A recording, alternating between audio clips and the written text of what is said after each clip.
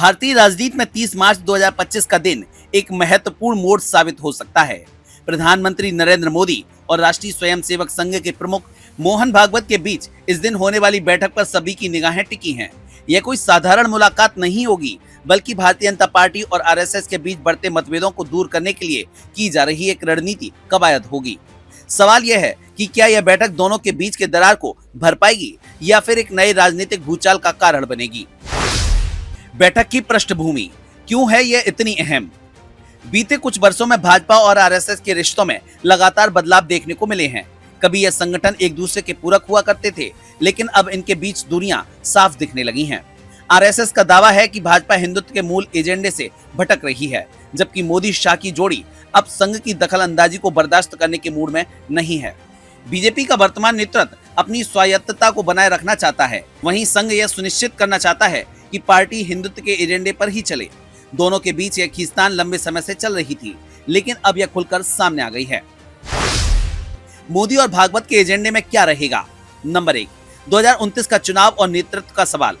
मोहन भागवत की सबसे बड़ी चिंता यह है कि 2029 के आम चुनावों में भाजपा का नेतृत्व कौन करेगा। आरएसएस की परंपरा रही है कि कोई भी नेता 75 वर्ष की आयु के बाद सक्रिय राजनीति से संन्यास ले ले। अगर इस नियम का पालन किया जाए तो नरेंद्र मोदी को 2025 में ही प्रधानमंत्री पद से हटना पड़ेगा। अब सवाल उठता है कि अगर मोदी 2029 तक प्रधानमंत्री बने रहना चाहते हैं तो क्या वे संघ के इस नियम को मानेंगे? अगर नहीं तो क्या संघ उनके खिलाफ मोर्चा खोलेगा? नंबर 2, अमित शाह बनाम योगी आदित्यनाथ। बीजेपी के भीतर इस समय दो बड़े पावर सेंटर उभर चुके हैं, एक नरेंद्र मोदी और अमित शाह की जोड़ी, और दूसरा उत्तर प्रदेश के मुख्यमंत्री योगी आदित्यनाथ। आरएसएस योगी आदित्यनाथ को भविष्य के नेता के रूप में देखता है, क्योंकि वे हिंदुत्व का चेहरा हैं और कट्टर समर्थकों के बीच बेहद लोकप्रिय हैं। वहीं मोदी और अमित शाह नहीं चाहते कि कोई और नेता उनसे अधिक लोकप्रिय हो। संघ चाहता है कि भाजपा में नेतृत्व परिवर्तन धीरे धीरे हो, लेकिन मोदी शाह की रणनीति यह है कि वे अपने विश्वसनीय लोगों को ही आगे बढ़ाएं। नंबर 3, बीजेपी में संघ की घटती पकड़। मोदी के सत्ता में आने के बाद से भाजपा में संघ का प्रभाव लगातार घटता जा रहा है। पहले संघ के स्वयंसेवकों को संगठन और सरकार में अहम भूमिकाएं दी जाती थी, लेकिन अब मोदी शाह ने पार्टी को पूरी तरह से अपने नियंत्रण में ले लिया है। संघ की शिकायत यह भी है कि मोदी सरकार कई ऐसे फैसले ले रही है जो हिंदुत्व की विचारधारा के खिलाफ जाते हैं। उदाहरण के लिए, जनसंख्या नियंत्रण पर सख्त कानून नहीं बना। मंदिर निर्माण के बाद अब हिंदू मुद्दे पीछे छूटते जा रहे हैं। मुस्लिम तुष्टीकरण के आरोप लगने लगे हैं। नंबर 4, संघ के अपने लोगों की उपेक्षा। संघ को इस बात की भी नाराजगी है कि मोदी सरकार ने उनके कई पुराने नेताओं को दरकिनार कर दिया है। उदाहरण के लिए, कई पुराने संघ प्रचारकों को संगठन से बाहर कर दिया गया। संघ ये भी चाहता था कि कुछ चुनिंदा नेताओं को राज्यसभा भेजा जाए, लेकिन मोदी शाह की जोड़ी ने अपनी पसंद के लोगों को आगे बढ़ाया। क्या हो सकते हैं इस बैठक के नतीजे? नंबर 1, सुलह की कोशिश। अगर मोदी और भागवत के बीच बैठक सफल रहती है तो दोनों संगठन एक समझौते पर पहुंच सकते हैं। इस स्थिति में संघ बीजेपी के कामकाज में ज्यादा हस्तक्षेप नहीं करेगा। मोदी सरकार कुछ हिंदुत्व समर्थक नीतियों पर ध्यान देगी। 2029 चुनाव के लिए कोई समझौता होगा। संभावना नंबर 2, मतभेद और बढ़ सकते हैं। अगर इस बैठक में कोई ठोस नतीजा नहीं निकलता है तो संघ और भाजपा के रिश्तों में और दरार आ सकती है। इसका असर यह होगा कि संघ के कार्यकर्ता भाजपा के लिए काम करना कम कर सकते हैं। 2029 के लिए नए विकल्पों पर विचार हो सकता है। भाजपा के भीतर नए धड़े उभर सकते हैं। क्या संघ भाजपा के खिलाफ जा सकता है? अगर संघ और भाजपा के बीच मतभेद बढ़ते हैं तो संघ के पास दो विकल्प होंगे। नंबर 1, भाजपा को ही अंदर से सुधारना, यानी अपने वफादार नेताओं को आगे बढ़ाना। नंबर 2, नई राजनीतिक ताकत खड़ी करना। यह मुश्किल जरूर है, लेकिन संघ के पास जमीनी नेटवर्क है। 30 मार्च को क्या देखना होगा? 30 मार्च की बैठक केवल औपचारिक मुलाकात नहीं है, बल्कि यह भारतीय राजनीति के भविष्य की दिशा तय करने वाली बैठक साबित हो सकती है। मोदी और भागवत भले ही बाहर से दिखाएंगे कि उनके बीच सब कुछ ठीक है, लेकिन असली लड़ाई पर्दे के पीछे जारी रहेगी। इस बैठक के बाद हमें देखना होगा, क्या संघ अपने पुराने असर को फिर से हासिल कर पाएगा? क्या मोदी संघ के नियमों को मानेंगे या अपनी सत्ता को मजबूत रखेंगे? 2029 के लिए बीजेपी का अगला चेहरा कौन होगा? यह बैठक भारतीय राजनीति में बड़े बदलाव का संकेत दे सकती है। बहरहाल अब देखने वाली बात यह होगी कि कौन किस पर भारी पड़ता है, मोदी या मोहन भागवत। दोस्तों नमस्कार, मैं हूं विनीता यादव और आप देख रहे न्यूज नशा आदत हर खबर की। 30 मार्च वो तारीख है जब आरएसएस और बीजेपी दोनों आमने सामने हो जाएंगे। नरेंद्र मोदी और मोहन भागवत की एक लॉन्ग पेंडिंग मीटिंग है ये। बहुत सारी बातें हैं जो इस बीच में शिकवे की तरह सामने दिखाई दी थी, लेकिन ये नाराजगी खत्म होगी या आपस मिलकर लेन देन की बात करेंगे या कोई म्यूचुअल अंडरस्टैंडिंग पर सहमति के साथ कई बड़े फैसले लेंगे। बड़ा सवाल ये है कि 30 मार्च की ये तारीख वो है जिसमें ये तय हो जाएगा कि नरेंद्र मोदी अब 6 महीने के बाद प्रधानमंत्री रहेंगे या नहीं रहेंगे। उसी के साथ में, क्योंकि उससे पहले ये तय होना है कि प्रेसिडेंट जो है बीजेपी का वो कौन होगा, क्योंकि उन्हीं के मुख से ये बात आएगी निकल के। जैसे 2014 में राजनाथ सिंह ने नरेंद्र मोदी का नाम सामने लिया था, अब कौन है जो आगे आगे किसी और का नाम लेगा या एक बार फिर से इन्हीं का नाम लेगा, ये सवाल यहाँ पर है। कई सारी बातें हैं आरएसएस के अंदर की, बीजेपी के बीच की, दोनों की अंदर गुटबाजी की भी चल रही है। इसमें क्या सच है, आइए बात करते हैं वरिष्ठ पत्रकार राजेश बादल जी से। उन्हीं से समझेंगे इस पूरी तस्वीर को और जानेंगे कि कैसे ये तस्वीर आगे बढ़ेगी और क्या इसमें होने वाला है। सर, बड़ा सवाल यहाँ पर ये है कि ये 30 मार्च की तारीख में सब कुछ तय हो जाएगा या सब तय हो चुका है और ये सिर्फ तारीख में ऐलान करने जा रहे हैं? देखिए विनीता, अब ये जो सच है वो छिपा हुआ तो है नहीं कि भारतीय जनता पार्टी और राष्ट्रीय स्वयंसेवक संघ के बीच में सब कुछ ठीक ठाक नहीं है। और सब कुछ ठीक ठाक नहीं है तो उसके लिए मैं ये कह सकता हूं कि राष्ट्रीय स्वयंसेवक संघ की तुलना में भारतीय जनता पार्टी का नेतृत्व ज्यादा जिम्मेदार है, या मैं आपको ये कह सकता हूं कि गलती बीजेपी के नेतृत्व की है। तो जब ये बैठक होगी और जिसकी की पृष्ठभूमि या आप कहें कि पटकथा पहले से करीब करीब 7 महीने से लिखी जा रही है, और जब से चुनाव हुए पिछले साल लोकसभा के, और जब भारतीय जनता पार्टी ने देख लिया कि अपनी दम पर वो अब सरकार नहीं चला सकती, ना बना सकती, और इसलिए उसको चंद्रबाबू नायडू और नीतीश कुमार, दो बैसाखियों का सहारा लेना पड़ा। इसके अलावा एक बयान जो जेपी नड्डा का आया था, आपको याद होगा कि उन्हें अब आरएसएस की जरूरत नहीं है, तो ये भी पार्टी को बड़ा भारी पड़ा था, क्योंकि भारतीय जनता पार्टी के भीतर तकरीबन 30 से 40% कार्यकर्ता जो संघ से आते हैं, और अधिकांश लोग वो हैं जो समर्पित कार्यकर्ता हैं और संघ की विचारधारा पर में भरोसा करते हैं। तो जब ऐसी स्थिति थी तो जाहिर है नुकसान तो होना ही था। अब 7-8 महीने से भारतीय जनता पार्टी इस बात की कोशिश कर रही है कि संघ को मनाया जाए। 1-2 राज्यपाल बना दिए संघ के जो समर्पित कार्यकर्ता रहे हैं, कुछ और तरीके से संघ के पास अपना संदेश भेजा, लेकिन अब संघ है कि मानता नहीं, तो अब क्या करेंगे। अब संघ नहीं समझ पा रहा है, मोदी जी ये नहीं समझ पा रहे हैं कि संघ को आखिर अब कैसे मनाया जाए, क्योंकि सबसे जो नाराजगी की वजह है वो तो खुद बीजेपी का आला कमान है, नेतृत्व है। तो 30 तारीख की बैठक से कोई बहुत उल्लेखनीय बात निकल के आएगी और हम पत्रकारों को बहुत कुछ मिलेगा, मुझे फिलहाल तो नहीं लगता जी।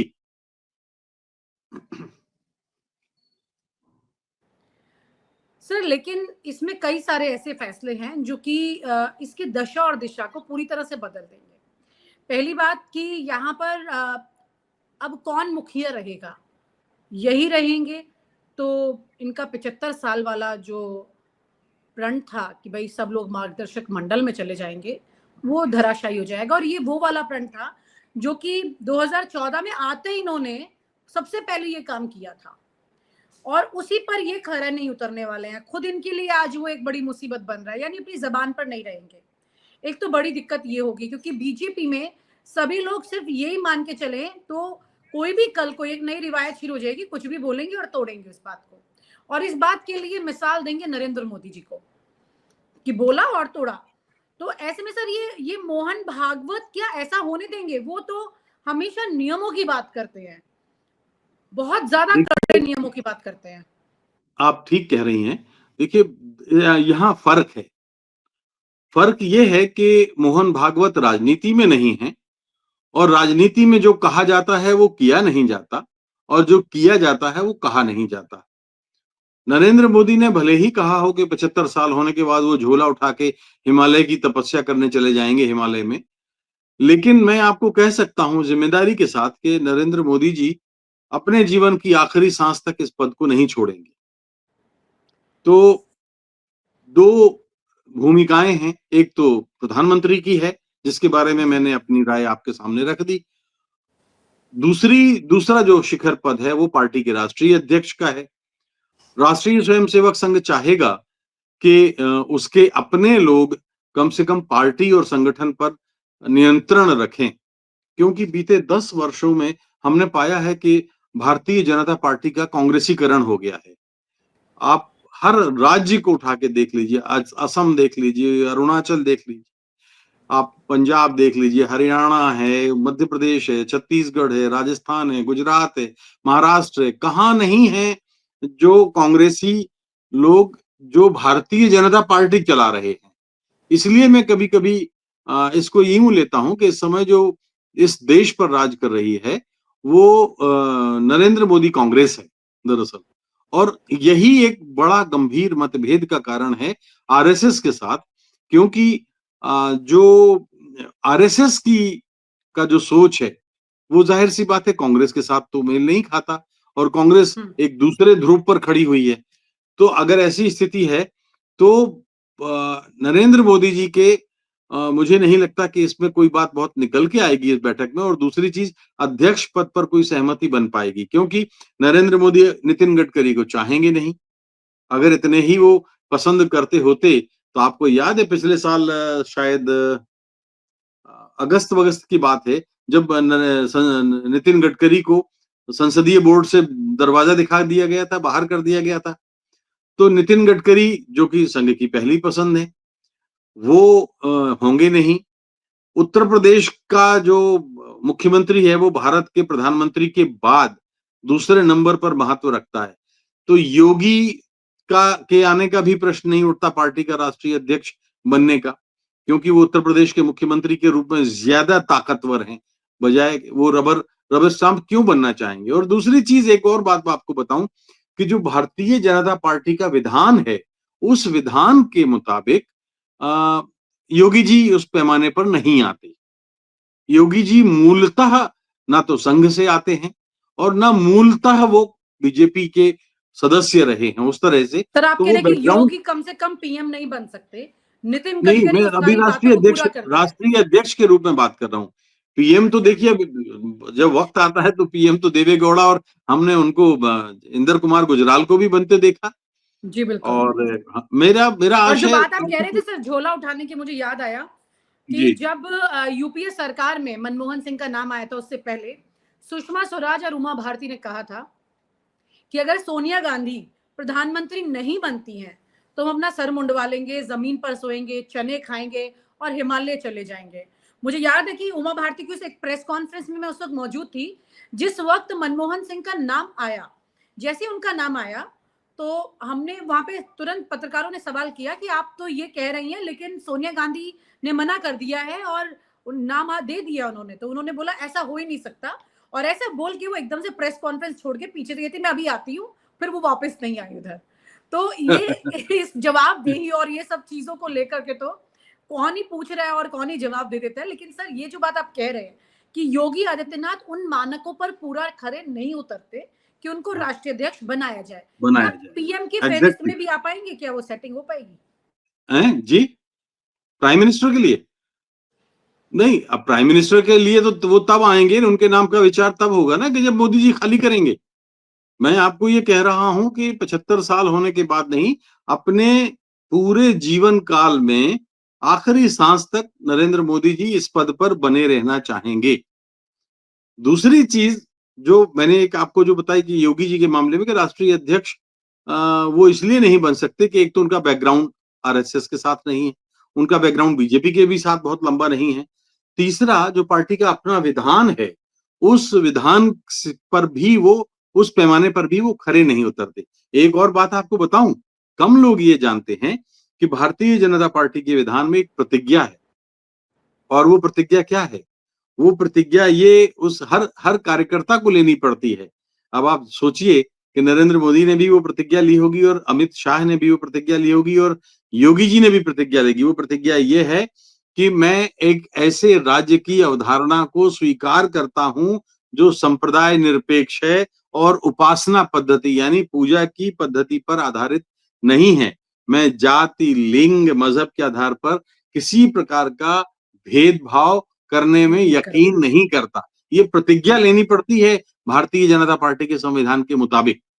तो अब आप बताइए कि क्या ये कोई जो एक शिखर व्यक्ति पुरुष का हैं, नाम याद नहीं आएगा जो इस प्रतिज्ञा पर पूरा खरा उतर रहा हो सर। खरा उतरता हूँ।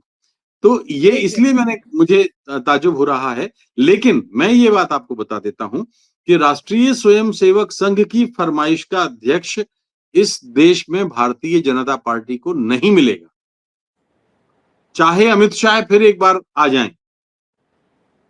लेकिन नरेंद्र तो क्या मोदी ये लाएंगे नड्डा के उसी को। कार्यकाल को भी ऐसे टेम्परेरी चलाते रहेंगे, ऐसा भी हो सकता है? भाई नड्डा जी को एक्सटेंशन दिया ही था ना टेम्परेरी। भारतीय जनता पार्टी में आप देखिए पदों का अनुशासन अगर आप देखें तो 80 मेरे ख्याल है 45 साल हो रहे हैं। 45 साल में 16-17 साल तो अटल बिहारी और आज आडवाणी जी ये नहीं रहे तो वो आ गए, वो नहीं रहे तो ये आ गए, तो 16-17 साल तो लगभग उन्होंने ही निकाल दिए। उसके बाद जो लोग रहे उनमें से कई लोग ऐसे हैं जिनको बेचारों को बड़ा बेआबरू होके तेरे कूचे से हम निकले वाले अंदाज में निकलना पड़ा। चाहे आप बंगारू लक्ष्मण को देख लें, चाहे आप केवल कुशाभाऊ ठाकरे ऐसे हैं जिन्होंने अपना कार्यकाल बहुत ही अच्छे ढंग से पूरा किया, लेकिन उंगलियां बाकी सब पर उठी हैं। राजनाथ सिंह पर भी उस तरह से नहीं हुआ, लेकिन कुछ लोग तो निश्चित रूप से ऐसे थे। नितिन गडकरी तक पर एक घोटाले का आरोप लगा था और उन्हें पद छोड़ना पड़ा था, आपको याद है। तो भारतीय जनता पार्टी में राष्ट्रीय अध्यक्ष का पद जो है वो अभी ये दोनों शिखर पुरुष ही तय करेंगे। मुझे नहीं लगता।